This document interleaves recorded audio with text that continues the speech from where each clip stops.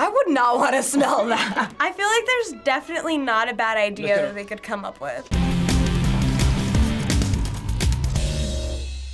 Today we see the best and the worst Amazon has to Yes! Dude, I fucking love these guys. Let's talk about that. Oh, this is Good Mythical Morning. I've seen these boys before. Are we really doing Good Mythical Morning?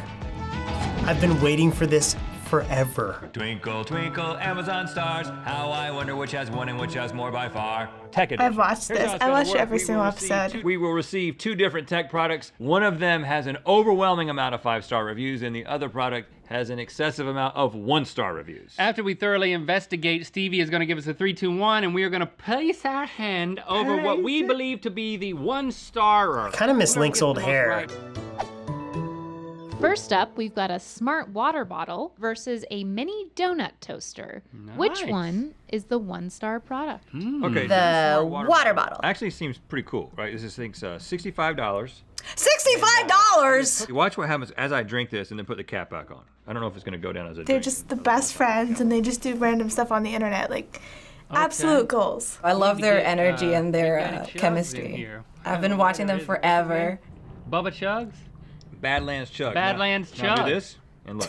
What? Who is in the market for mini donuts? Oh, me. I'm in the Anyone market who for mini likes- donuts. I'll throw this in here, and then I'm gonna put it down on number 2. Let's see if we have a 1-star experience or a 5-star donut experience. Oh! Oh my god. That. I don't know, it's difficult to tell. And I know what you're thinking. It's user error. User error. 3, 2, 1. It's gotta be this. I mean, this right. can't be my fault. You are both correct. Yes. Okay. I like that a lot. They're just so funny. And there's something too about their set that just makes you feel at home. I've been watching since before they did like their Alka-Seltzer road trip. Like from the old days. They're one of the first channels I ever like watched religiously. I used to watch when they were just like 2 people in a room with a mic, but now they have sort of the budget and the means to do all these, just a lot more interesting stunts, and it's really fun to watch. So we're gonna show you more in a second, but for today's episode, one of our Diamond members from our FBE Superfam, Jacob, helped us pick this episode for you all to react to. Oh, awesome. Good job, Jacob. Thank you, Diamond member. They already like suggest a lot, but to straight up pick the video we're doing today, that's a pretty awesome perk. It's time for Will It Ice Cream? Okay, these are the best. Their willets are iconic. First up, we have beans and rice cream. The Willets are just so fun to watch because they literally do it with like all food groups. Pinto beans, refried beans, black beans, and Mexican rice, and of course, So all the normal things that make ice disgusting. cream. Dink it and sink it.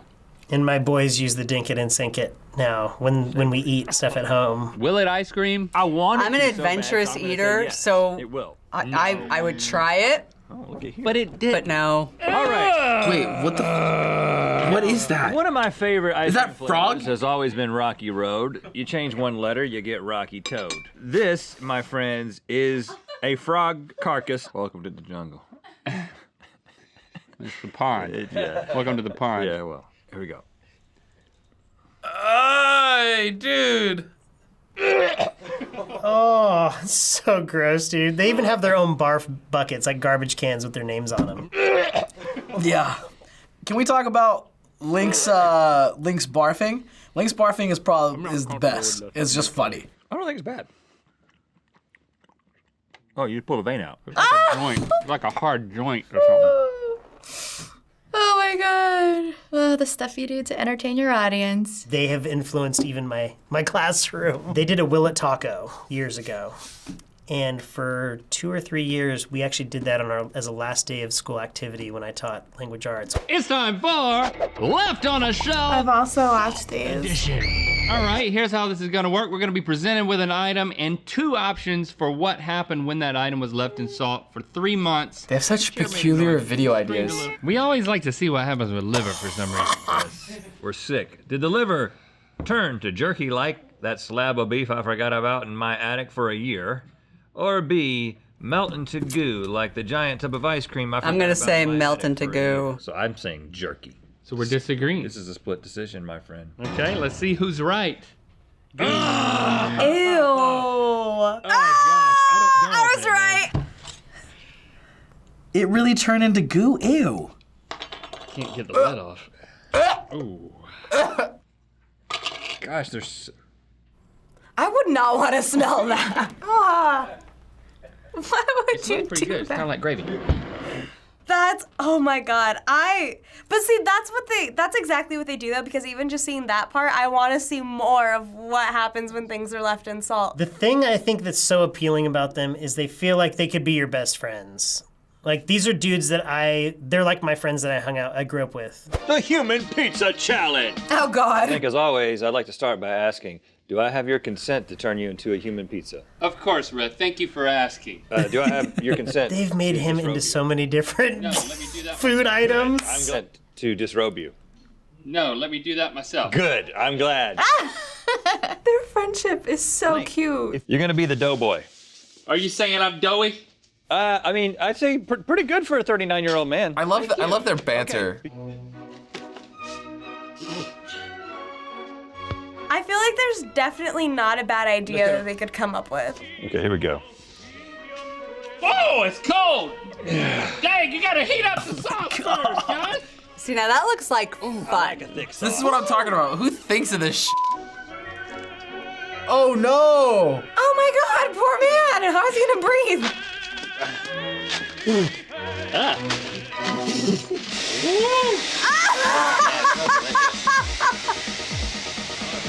I also appreciate and love all their staff. That feels good. I feel like I'm blowing toppings off more than I'm melting. This is probably like therapy as well for them, especially for like Red. He gets to throw all this stuff on Link. Only breathe out. Where do they get freaking huge things of pepper? Let's lower it down. They put a pizza table on too. Just shout out to whoever made that giant pizza box. What? Hey, guys. Whoa. What's that? It's dark in here. Good Mythical Pizza. Hot and fresh. Do they deliver? Oh my God, these guys are ridiculous. I love them. The concept is what draws you in, and then their chemistry and banter is what makes you stay. It's so ridiculous, and this is so unlike any other YouTube content that I've seen before, that Good Mythical Morning stands out. I watch it every single day, I think. Either in the morning while I'm getting ready or as I'm going to sleep. It's just a good 15 minutes to just not think about anything and just watch two 40-year-old men do weird stuff online. So Good Mythical Morning was started by Rhett and Link back in 2012. That long ago. Okay, wow. Currently, they have over 15 million subscribers and over 5 billion video views on YouTube on the Good Mythical Morning channel. Billion. Holy cow. Damn, that's so good though, but then it makes complete sense to me because anytime I've watched Good Mythical Morning, their fans are so supportive. They used to make a lot more music videos and sketch comedy and series, but this format is what turned them into a whole company.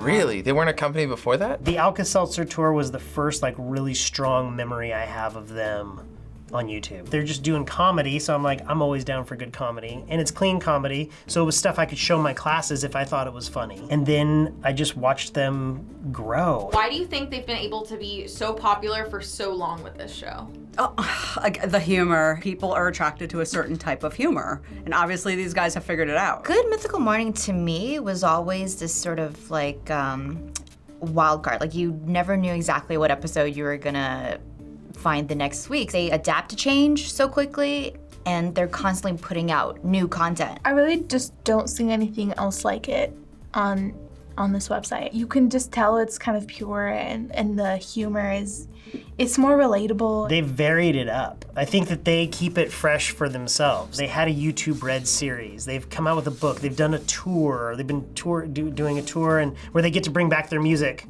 And so that kind of helps keep it all the parts moving so you're not just getting stale. It's consistently new, and it's consistently engaging, and it's consistently interesting to watch. It's the same reason why the React channel and Teens React and all these things have been so popular for so long, and it's because it's the same format but different things every time, and I think that's what's really engaging. They release videos Monday through Saturday and have also much more on their secondary channels. So what do you think about the fact that they're able to release so much content and are still able to maintain such a high level of quality? That is crazy. Like they must work just nonstop because their production value is just top notch. Their content's really good. They've been smart about who they hire because they've also hired some people that, you know, take on other responsibilities. Being able to release that much content as a company from Monday through Saturday, as you said, it's like,